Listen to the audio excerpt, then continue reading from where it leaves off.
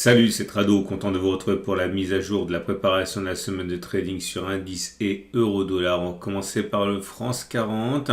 Le France 40 équivalent CFD du CAC 40 en données journalières avec une tendance de long terme sur cette unité de temps qui est haussière. La tendance de fond est neutre, on est au contact de la M50.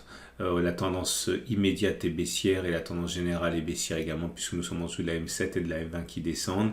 Difficile d'établir un sens de trade puisque c'est assez ambigu. En tout cas, première possibilité évidente, attendre que l'on revienne sur le support journalier des 66,37, 67,52 pour initier une position acheteuse. Stop loss. Stop de protection en dessous de la zone orange, par exemple à 2 ATR. Regardez ce que ça donne. Je vous montre l'exemple une fois. Imaginons que l'on achète sur le haut de la zone orange. Prendre un stop à 2 ATR voudrait dire prendre par exemple 6750 ici et enlever la valeur de l'ATR au moment où on sera dessus qui a 100 justement, donc ça fait moins 2 fois 100. Ça vous donnerait un stop loss à 6550 ici à peu près. Ok, ça veut dire ça va être un stop à 2 ATR. Maintenant, on peut prendre un stop à 1 ATR, à 3 ATR, etc. Évidemment, plus le stop de protection est éloigné, plus vous devez faire une performance importante pour que le jeu en vaille la chandelle. C'est un petit peu la seule limite qu'il y a. En tout cas, c'est la solution la plus facile, la plus immédiate, on va dire. Deuxième solution, plus prudente peut-être, attendre un éventuel retour sur le support hebdomadaire, 6250, 6460 et acheter avec un stop loss, un stop de protection en dessous de la zone grise. Pareil à 1, 2, 3 ATR. Ceux qui veulent spéculer à la baisse par contre devront attendre à mon avis soit que l'on casse le support journalier des 66,37, 67,52, soit que l'on revienne sur la résistance journalière des 70,80, 70,00. On regarde les données 4 heures. En données 4 heures, les choses sont plus simples avec une tendance qui est franchement baissière, les cours étant en dessous de la 200, en dessous de la 50, en dessous de la M20. Seule la M7 est maintenant en dessous des cours et on peut dire que la tendance immédiate est plus neutre, mais pour le reste c'est baissier.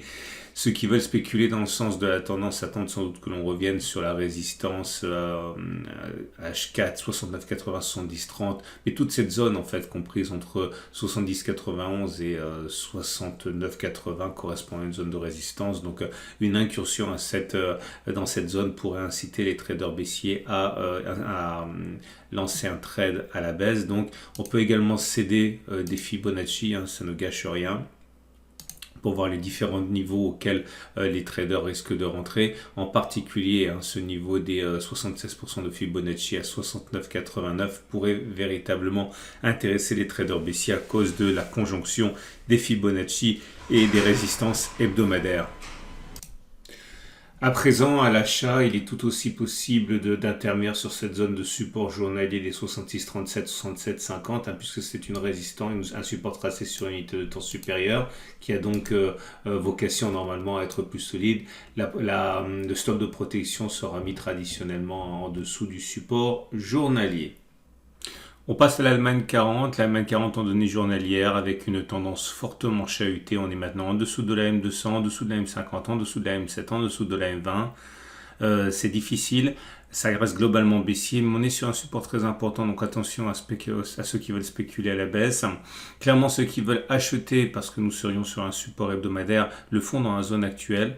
Traditionnellement, le stop de protection sera mis en dessous du support hebdomadaire. Là aussi, pourquoi pas envisager 1 ou 2 ATR. Autre solution pour les acheteurs, attendre le moment où on repassera au-dessus de la résistance hebdomadaire, mais c'est sans doute pas pour cette semaine. On a également la possibilité de spéculer la baisse. La première solution sera d'attendre que l'on revienne sur la résistance hebdomadaire, ici des 1615, 980.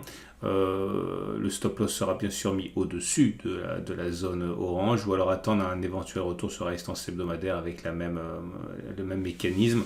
Dernière solution, attendre que l'on casse le support pour éventuellement initier une position vendeuse, mais ça sera plus facile sans doute sur les unités 4 heures. Pour les données 4 heures, la tendance là aussi est clairement baissière, avec des cours en dessous de la M200, en dessous de la M50, en dessous de la M20 qui descendent. Seule la M7 également, là, comme pour le France 40, est descendante avec des cours au-dessus, donc la tendance immédiate se stabilise un peu. Ça reste quand même globalement baissier. Ceux qui veulent trader dans le sens de la tendance, attendre que l'on revienne sur cette zone des 15 840, 15 735 en mettant probablement un stop loss, un stop de protection au-dessus. Je vous montre une fois de plus comment ça fonctionne lorsque l'on met des stops de protection au-dessus. Donc imaginons par exemple que l'on veuille entrer au contact de la zone bleue ici, aller à 15 735. Le stop loss, si on met un stop loss à un ATR, on fera donc 15 735 plus la valeur de cet ATR cette fois, hein, qui serait de 124 si on le faisait maintenant, mais attention, ça va changer ça. Mais imaginons que ce soit maintenant, on ajoute 124, ça fait un ATR, un stop de protection à 15 859. C'est un peu limite, c'est juste au-dessus, hein, mais on peut éventuellement prendre 2 ATR. Donc première solution. Deuxième solution, attendre que l'on revienne sur le paquet de résistance, le cluster de résistance ici, hein, qui est entre 16 100 globalement et 15 950. Hein. Ceux qui veulent acheter s'en donnent à cœur joie, justement, comme beaucoup le font maintenant, puisqu'on est sur une zone de support hebdomadaire, stop de protection quelque part en dessous de la zone grise. Et on passe au Wall Street qui est dans une situation quand même moins périlleuse puisque les cours demeurent au-dessus de la M200 qui monte. Par contre, la M50 est ascendante avec des cours en dessous. La M7 et la M20 sont descendantes et on est en dessous. Donc ça veut dire que la tendance de long terme est haussière, la tendance de fond est neutre. Tendance générale et tendance immédiate sont baissières. Là encore, hein, difficile de trouver un sens de trade à privilégier. Ceux qui veulent acheter de manière un petit peu plus sûre attendent sans doute un tout éventuel retour sur la zone de support hebdomadaire des 33 250, 33 000 avec un stop loss positionné en dessous de la zone grise, ou un retour sur le support journalier des 33 900, 33 520, stop de protection en dessous de la zone orange. Dernière solution, hein, ceux qui veulent spéculer à la baisse attendent là que l'on revienne éventuellement sur la résistance journalière à 35 490, 35 900 pour initier une position vendeuse. On peut d'ailleurs céder, hein, pour gagner en précision des retracements de Fibonacci. Ça correspondrait idéalement à un retour sur les 35 530 ou les 35 773, hein, pour positionner les ordres de vente à la conjonction, hein, des zones de retracement et de la résistance graphique, hein, des 35 490, 35 900. Sur les données 4 heures, là aussi, hein, comme pour les autres indices, c'est baissier en dessous de la M200, en dessous de la M50, au-dessus de la M20, mais au-dessus de la M7. La zone qui pourra intéresser les traders baissiers serait un retour sur la résistance HK des 35 420, 35 530, mais toute cette zone orange ici également nous intéresse, parce que c'est une résistance tracée sur une unité de temps supérieure. Le stop de protection sera mis au-dessus de la zone orange ou même encore au-dessus de la zone bleue H4. Attention au ratio gain-risque, il faut que ce soit intéressant avec les premiers objectifs aux alentours du support H4, 34 550, 34 480. Derrière une cassure de cette zone pour occasionner un trade baissier également, stop loss au-dessus de la zone. Ceux qui veulent acheter doivent se méfier parce que la tendance est fortement baissière et c'est sans doute davantage sur un support journalier, celui des 33 900, 33 520, que les premiers achats pourraient intervenir de manière, on va dire, classique. Le Nasdaq ou US Tech 100 en CFD n'a pas véritablement été bousculé par la semaine écoulée. On a pris appui sur un support important, celui des 16 15 900. On n'est même pas venu solliciter le support hebdomadaire des 15 700, 15 650. La tendance de long terme demeure haussière. On est au-dessus de la M200. La tendance de fond également au-dessus de la M50. Seule la tendance immédiate et la tendance générale sont affectées puisqu'on est en dessous et qu'elles sont plutôt plates. Donc la tendance immédiate et la tendance générale sont neutres. Ceux qui veulent acheter attendre, comme ça c'est déjà produit, hein, un retour sur le support journalier 16 15 900 pour acheter, ou un retour sur le support hebdo des 15 700, 15 650. Mais si on devait aller chercher les autres supports, tels que le support intermédiaire 15 500, 15 290, ce serait pour certains, j'imagine, beaucoup la possibilité d'acheter également, ou une cassure en clôture de la résistance journalière des 16 764, 607, pardon. Pour spéculer à la baisse, difficile dans ce contexte, hein, il vaut mieux attendre sans doute que l'on descende sur les unités inférieures, mais une cassure du support journalier des 16 15 900 pourrait entraîner un flux vendeur pour viser justement un retour sur le support hebdomadaire des 15 700, 15 650. Et pour les données 4 heures, c'est plus clair au niveau des tendances. La M7, la M20 et la M50 descendent, mais on est soutenu par la M200. Il semble quand même que ce soit plus baissier que haussier. Ceux qui veulent rentrer dans la danse dans le sens du sud, attendent sans doute que l'on revienne sur la résistance H4 des 16 440, 16 410 pour spéculer à la baisse. Ceux qui veulent acheter, par contre, espèrent que l'on reviendra sur le support journalier des 16 15 900 pour acheter. Stop de protection en dessous de la zone orange.